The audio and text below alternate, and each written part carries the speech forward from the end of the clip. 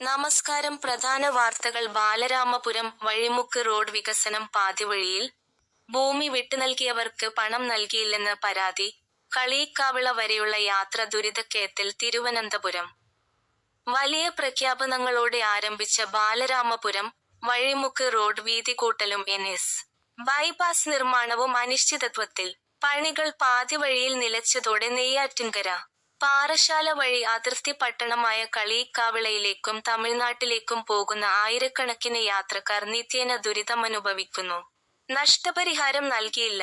നാട്ടുകാർ ആക്ഷേപത്തിൽ. റോഡ് വികസനത്തിനായി ഭൂമി വിട്ടുനൽകിയവർക്ക് അർഹമായ നഷ്ടപരിഹാര തുക നൽകാതെ അധികൃതർ കബളിപ്പിക്കുകയാണെന്ന് നാട്ടുകാർ ആക്ഷേപിക്കുന്നു.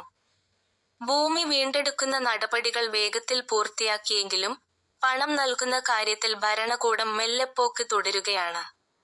ഇതിനെതിരെ വലിയ ജനരോഷമാണ് പ്രദേശത്ത് ഉയരുന്നത്.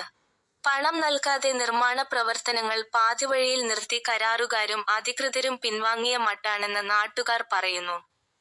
പ്രധാന പ്രതിസന്ധികൾ. കളിയിക്കാവിള നാഗർകോവിൽ റൂട്ട്.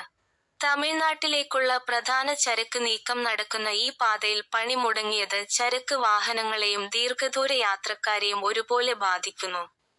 അതിരൂക്ഷമായ കുരുക്ക്. നിർമ്മാണം തുടങ്ങിയ ഭാഗങ്ങൾ പോലും പൂർത്തിയാക്കാതെ ഇട്ടതോടെ ഈ മേഖലയിൽ മണിക്കൂറുകൾ നീളുന്ന ഗതാഗതക്കുരുക്കാണ് അനുഭവപ്പെടുന്നത്. അധികൃതരുടെ അനാസ്ഥ. റോഡ് നിർമ്മാണം എന്ന് പുനരാരംഭിക്കുമെന്ന കാര്യത്തിൽ പൊതുമരാമത്ത് വകുപ്പ് ഇതുവരെയും വ്യക്തമായ മറുപടി നൽകിയിട്ടില്ല. വാർത്താ പശ്ചാത്തലം. പ്രഖ്യാപനങ്ങളിൽ കുരുങ്ങി ബൈപാസ്. ഇനിയെന്നാണ് മോചനം? ബാലരാമപുരം ജംഗ്ഷനിലെ കുരുക്കഴിക്കാനായി വിഭാവനം ചെയ്ത ഈ പദ്ധതി ഇന്ന് മറ്റൊരു കുരുക്കായി മാറിയിരിക്കുകയാണ്. 10 വർഷത്തിലേറെയായി കേൾക്കുന്ന വാഗ്ദാനങ്ങൾ ഇന്നും പാതിവഴിയിലാണ്.